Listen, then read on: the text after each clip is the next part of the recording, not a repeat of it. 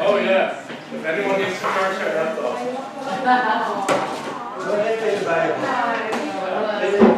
I told you, not every day.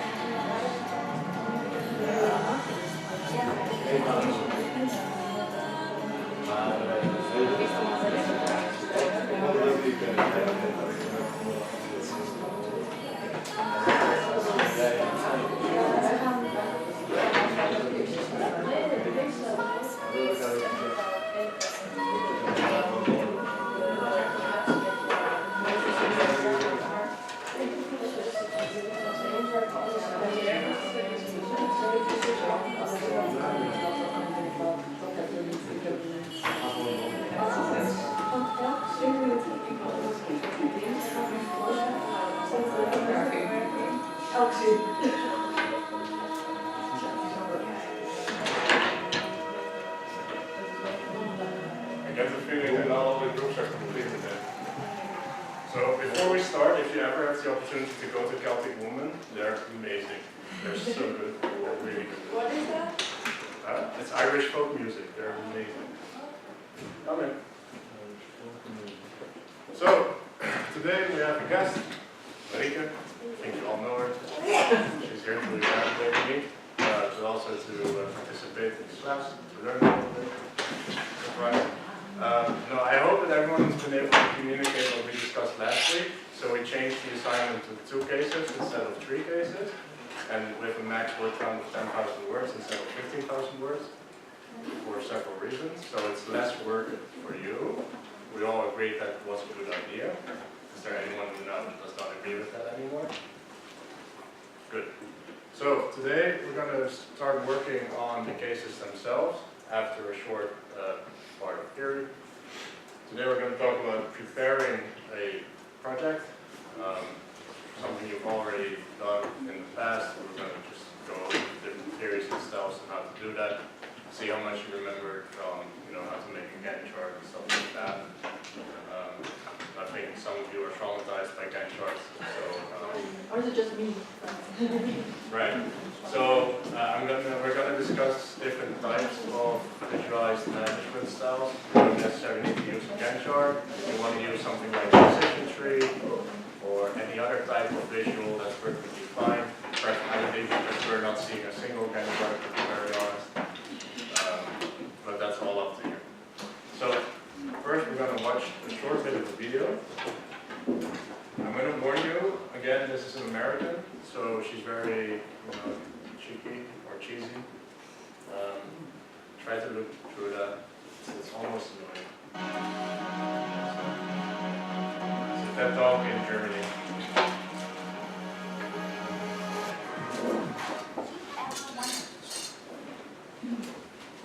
Have you ever wondered what the key to life is?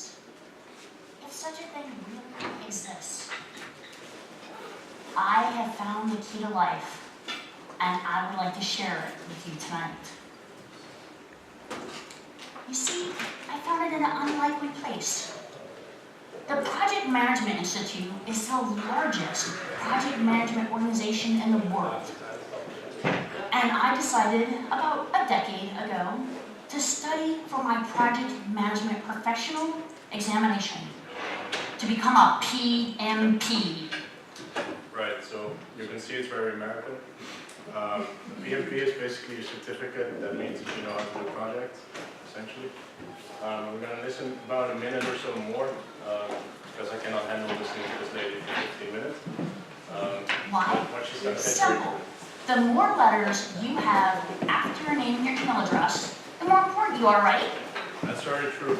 Have you ever seen someone with like PhD, MSc, BSc, doctor, professor, Dave, Duke, whatever? The more letters you put behind your name, the better. It was then, while studying, that I discovered that project management is the key to life. I am passionate about project management, and I know. So you can see how passionate she is because she goes to her knees and she wants to emphasize it. It's a very American style presentation. The European would never do this unless they're Italian.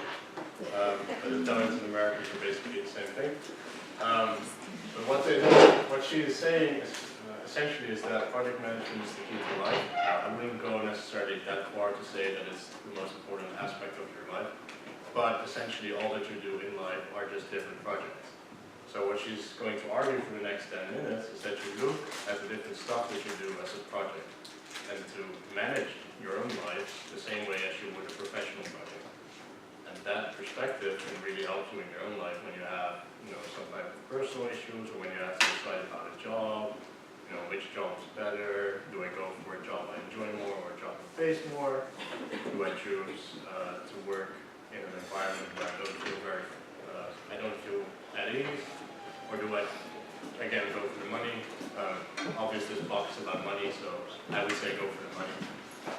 But a lot of people, they feel that they'd rather earn a little bit less and work in an environment where it's nicer to work. But that type of thinking, turning everything into a project and then look at it as a professional instead of as from a personal level can really help you in your own life.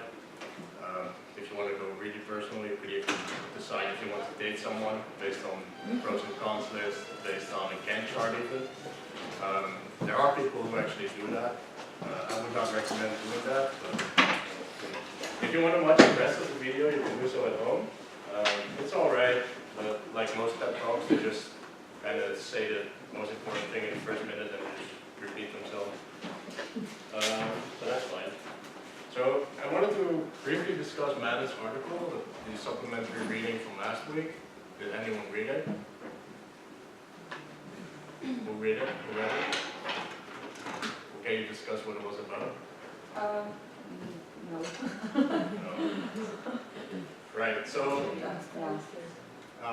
just to note for the future, guys, those supplementary readings, I chose them specifically because they are really short.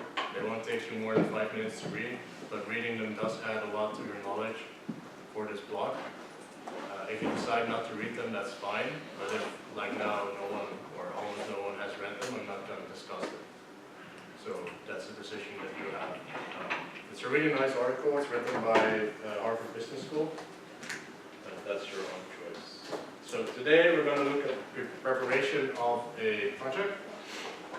Specifically, we're going to try and prepare the two cases that we have to look at for our end of this block report. So like we discussed last time, everything we're doing is going to be related to the two cases. So I hope every group has had enough time to pick two cases. Otherwise, you're going to have to do that today. Again, if your group is not fully present here, you can either decide for your group or work with another group just now so you can still practice the skills. I think there's one person right now who doesn't have a group. I don't know. There's 2 people right now who don't have a group, so try to find a group. There's still a lot of spaces on the groups on Blackboard, Oh, so, so you can just add yourself wherever you want. There's a lot of groups that still have 2 spots as well, so if you want to join the same group, that's perfectly fine. So we're going to talk about organization. First, these are the different types of roles that you have in a project. So you go from project sponsor, which is whoever gives you the assignment to do something. I'm guessing none of you has ever been the project sponsor. That's usually something that you do when you're a manager. Has there anyone here been a sponsor for a project? So a sponsor is the person who gives the project, who designs the project. In BFT, it's the teachers or the companies. But maybe if you have an internship where you've also done some type of, where you've had supervisory tasks, where you had to supervise people, then maybe you've already designed some projects, maybe for an MBO student or MBO educated analyst. But okay, no. So you may end up in the future being a project sponsor. So that means that you have to design and be responsible for a project, not for doing the project, but for making sure that it happens. So you delegate the tasks that you need to delegate. So that means that you ask someone else to do them. But you have to make sure that you pick someone who has the skills and the relevant knowledge to do that, but also people that can work well together. So if you think back about your 4, 5, 6, 7, 8 years of PhD, you can probably have at least some memories of a project team where you've been like, this team just doesn't really work well together, or maybe 1 or 2 people in the group just don't really mix that well with the rest of the group.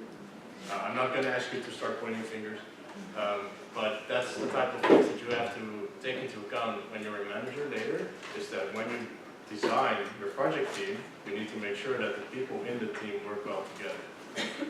Okay, so that's very important to remember. So it's easier to, again, to not include doctors. Doctors are the hardest to work with.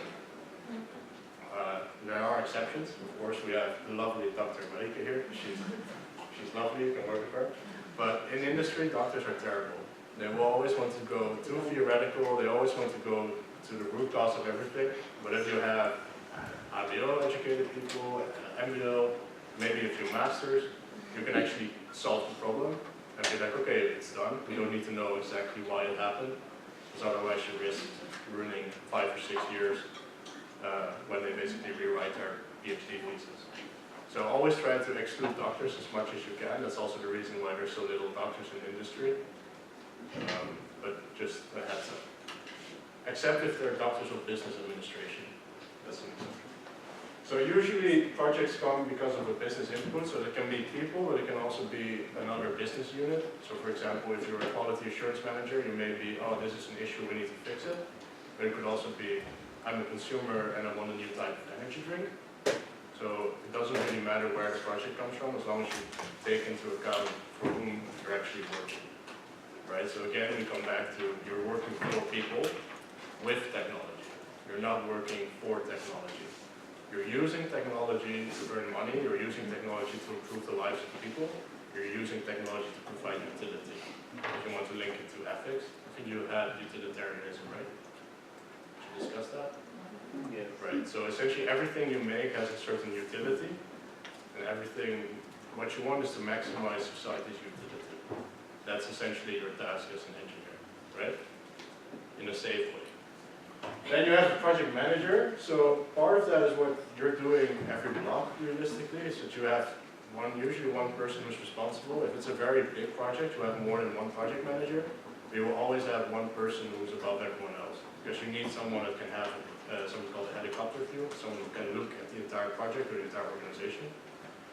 In a project team with 5 or 6 people, it is possible to do that without a dedicated project leader, but then you need people that are very self-sufficient, which is also rare. So take that into account. Sometimes it's better to be a bit of an asshole and say, I'm going to be the leader, so you can actually get something done. And sometimes you need to step a little back and be like, we have a nice team, we can work together. Has anyone ever noticed the time during their PhD or during their internships where you're like, I really need to step up and take leadership to get something done? If you have, just raise your hand. No need to say anything, just raise your hand. So almost everyone. And have you ever noticed the other way around, where you were forced to take a step back? Yeah. Right, so almost the same people. So can you see how interesting that is that the people that gravitate towards leadership roles usually also tend to overshadow everyone else, and not necessarily in a positive way. Sometimes they're like, I'm such a good project manager, I'm going to do this and this and this, and then someone else may feel like, they're doing everything, I don't have to do anything. So that frustration that you sometimes have when you're managing a group is like, no one is doing anything. That could actually be because of you, because you are pulling away so much responsibility towards yourself that they don't feel challenged enough to do anything. So that's something you really have to take into account when you're working in a group. And of course, the more international the group, the bigger the group, the harder that becomes. And it will always be a challenge, especially if you have two people that are really good at project management in the same group, because they're going to be like, I want to do this, I want to do this, I want to do this. And it's really hard to get them together. But when they do, you have an amazing project. Those are the projects where you just go like, we're done in like 5 weeks. Have you ever experienced that, where you just had an amazing group and it was just... No. Why not? Or close to that, maybe.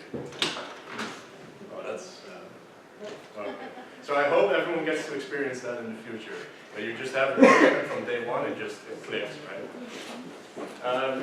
And then these are the different types of tasks on the bottom that are related to projects for chemical or food engineers, right? So you have your process engineers, that's you guys usually. Your technical specialists, that can also be an engineer, but it doesn't necessarily need to be an engineer. It can also be a scientist or a salesperson, if they're a technical salesperson. A control engineer, so control from risk management, measuring and stuff like that. Cost engineer, which is obviously what we're focusing on. Consultants, again, your consultants this block. So consultants are usually people that you can get from outside your organization. Unless you have a really big organization, then you may have some consultants in-house.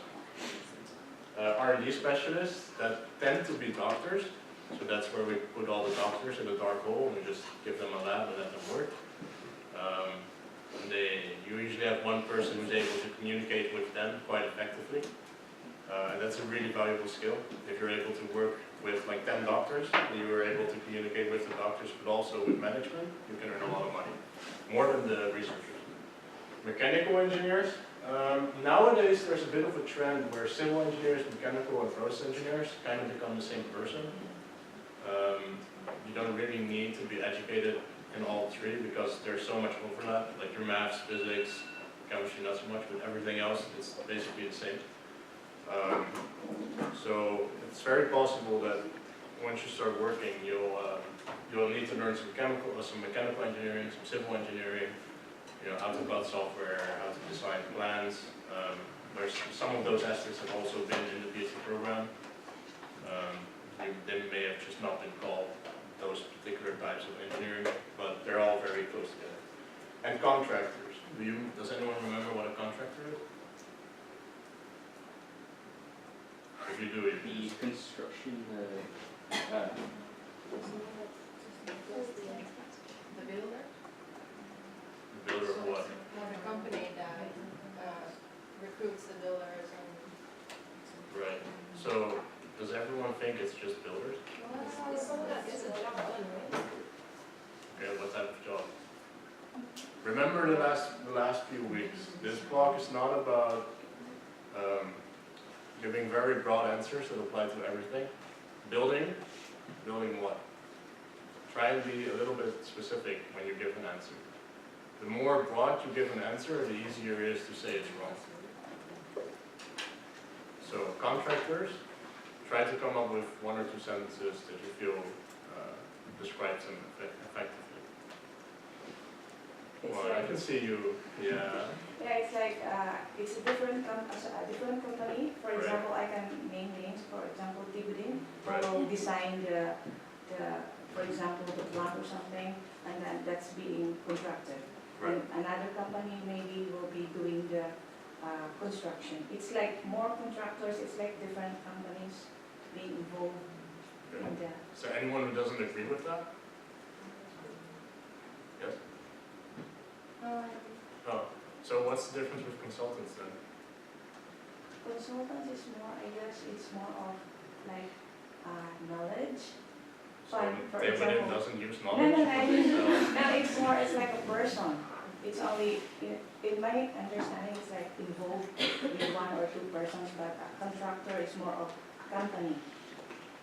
Yes? Isn't the consultant someone who gives the advice in front, and the contractor is the one who will work with that advice Yes. to finish the job? Yes, that's exactly it. So they do the same type of work, and a consultant can also be a company. So you have huge consultancy firms, they within as one actually, well that's not that big.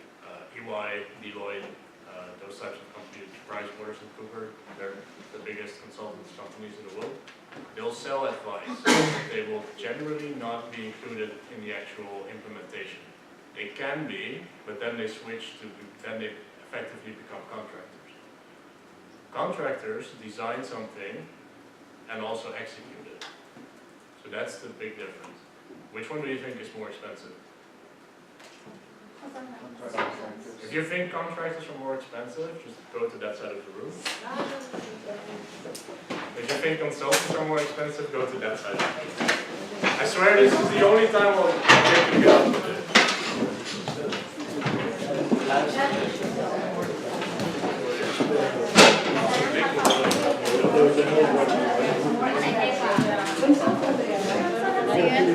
Consultants, I am not sure. contractors.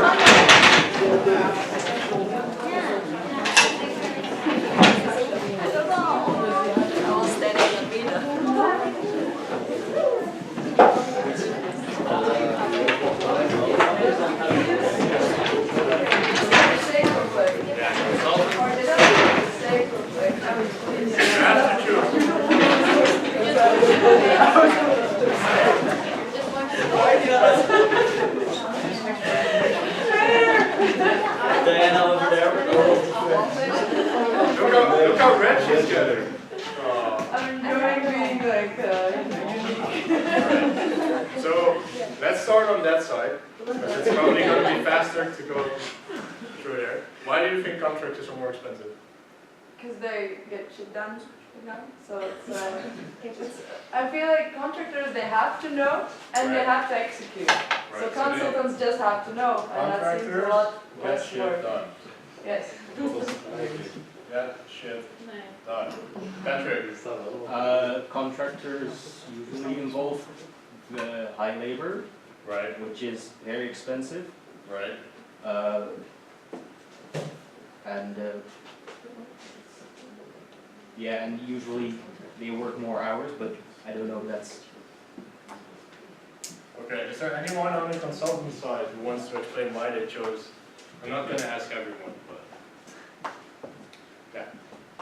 Mostly consultants are higher educated, Right, and contractors aren't.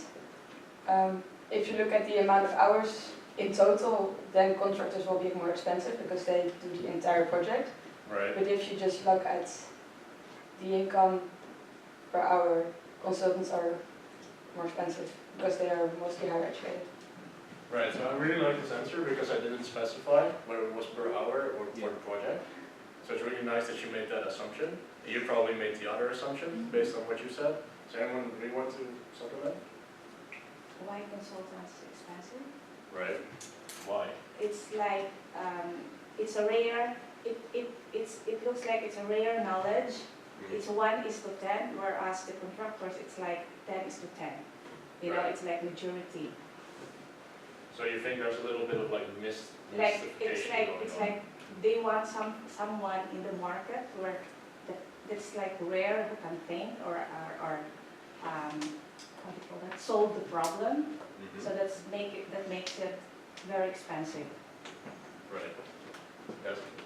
I also think that consultants indeed charge per hour, and they have the room to change things according to their plan. So, but the contractors do things within like this blocks of the project, so they don't have the freedom to expand. So Right, so they're more flexible. consultants will work over hours and do extra things, so they will naturally be more expensive. Right, okay. So everyone can get back to their seats.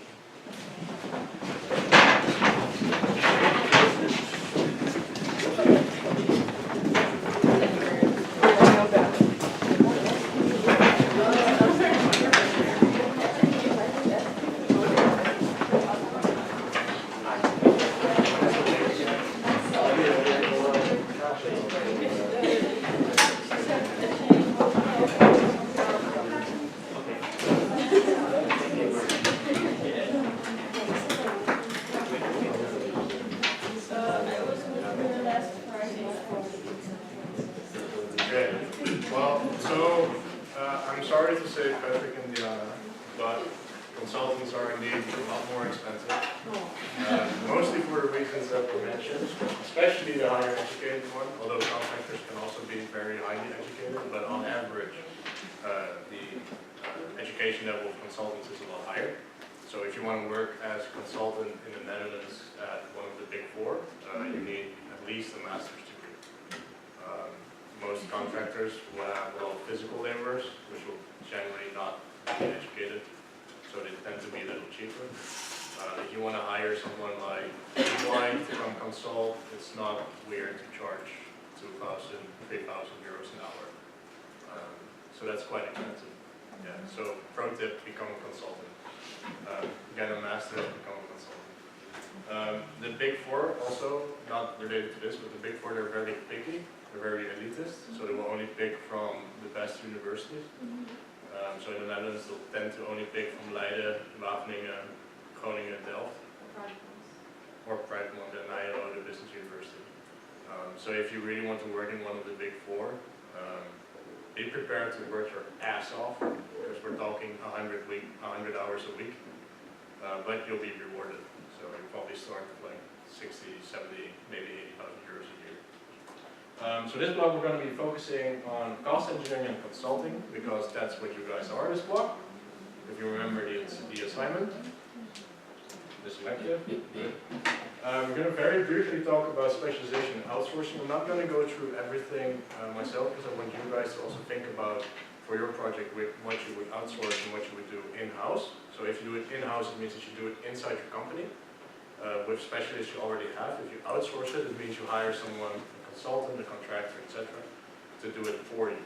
Now, the reason you may outsource certain things is because they may be items that you only have to do once, something that's a pretty big project that you just don't have the time for, but that needs to be done. It could be because you don't have the necessary expertise, but you don't need the expertise indefinitely. So if you just need someone for 6 months, it's cheaper to hire a consultant than to hire someone, especially in the Netherlands, where it's ridiculously difficult to fire someone. So those are the types of considerations that you have to make. But on the short term, outsourcing will always be more expensive. So when you calculate your costs later for your cases, you need to take into account whether or not you're outsourcing or insourcing the tasks that you set out for your project, because it will affect your costs quite dramatically. We're talking about doubling or tripling the costs. So there's not a right or wrong answer to these types of things, but it's, like we said in week 1 and 2, the most important thing is that you argue in your report, in your calculations, why you made certain choices. If you choose to outsource something, give a rationale for why you did it. As long as the rationale makes sense, I will not deduct points for that, even if I don't agree personally. I would just tell you, I would rather have done this, but it's not wrong. So essentially, there's 3 different types of outsourcing outside of consultant. You have operating companies, so that's when you as a company come up with a new product that you let someone else produce it for you. It happens a lot in the food industry, in the chemical industry, where you come up with something but you outsource it to a factory like Poland or one of the Eastern European countries, because they're a lot cheaper, like a lot cheaper. You generally have very low margins. So they earn not much per product, but they'll sell a lot of products, right? So we're talking millions of kilos, millions of liters a week. Then you have your technology vendors, which is where doctors are usually. So that's, for instance, Marika. She may be working in a biotechnology lab with a few biologists, a few biotechs, chemical engineers, and she comes up with this amazing enzyme that can change plastic waste into, I don't know, gasoline, right? Very valuable. But they do not have the required skills, expertise, or money to turn that into a factory. So what they do is they patent it, which means that essentially they have the sole right to use that technology for 25 years. And then they outsource that patent to another company. So they sell the rights to use their patent. Right? So sometimes, if you are a company, you need to pay another company something called royalties. It's a certain percentage of your revenue to use specific technologies. In the cases that we'll be looking at, I don't think that's going to be a huge issue. But if you use some type of new machine that's not generally used in a particular process, you always have to look at what the patents say. Because sometimes you may be using something and then 10 years later found out that you've been using it illegally and you just lost all your profits. Right? Does that make sense? Good. And then you also have engineering and construction companies. So those are the companies that we're just referring to, like Tableton, who do that type of construction for you. They can also be just regular construction companies like the BOM in the Netherlands that just, builds buildings, utilities, stuff like that. They'll generally not be included once your plant is there. So they just get a lump sum of money to finish a project, usually in installments, because you don't pay a huge project at once. So those are the three different types of outsourcing. And then of course consultants can be any one of those. So you can have consultants that know a lot about a specific technology, so they can sell a patent. You can have consultants in a construction firm that can sell there, or you can have consultants in an operating company or in a management consultancy firm. So the project team. So this is how historically projects used to look. So you have, in red you have the operating company, in blue you have your technology vendor, and your engineering and construction company in green. Now, I want you to take 5 minutes and describe how each of these aspects relate to the project management tasks for the cases that you have chosen. So for the two cases that you have chosen, try to think about which of these three are in-house and which of these three are outsourced. And if they are outsourced, by what type of company they are outsourced. Then whatever you designed in the 5 minutes, I want you to upload that in the forum, like we've been doing for the last few weeks. Okay? Cool. If you're just here by yourself or a very small part of your group, you can just join another group for now and just work on something together because you still learn the skills that you need.